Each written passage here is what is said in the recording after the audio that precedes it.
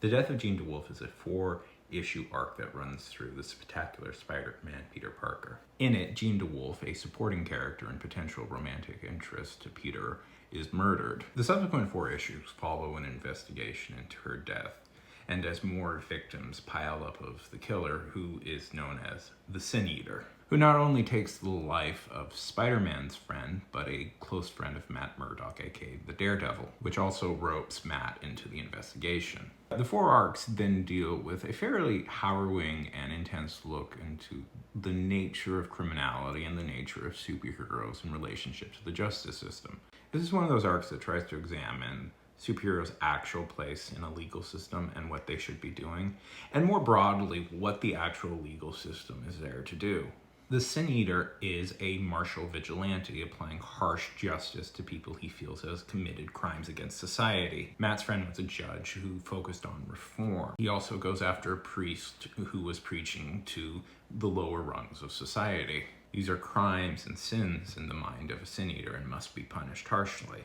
Matt Murdock, of course, being a lawyer, has issues with this. But Spider-Man is in a mixed place.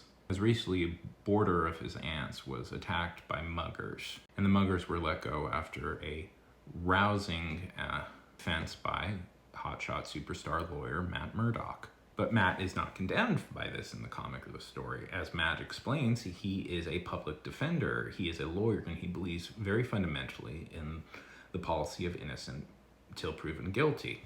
And not to give away too many spoilers, but that's honestly what the story is about.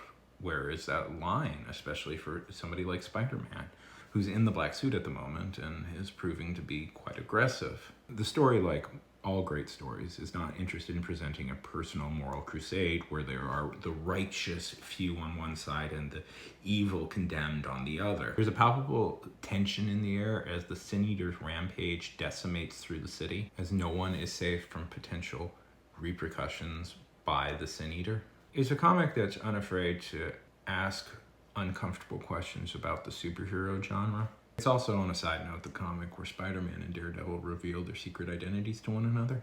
I found its storytelling compelling and rarely missing a beat. It's a Spider-Man story that has a fairly well-defined sense of grit about it. It's a vital Spider-Man story because it really deeply looks into the nature of crime and justice in the context of a superhero world, and frankly, in the context of real world.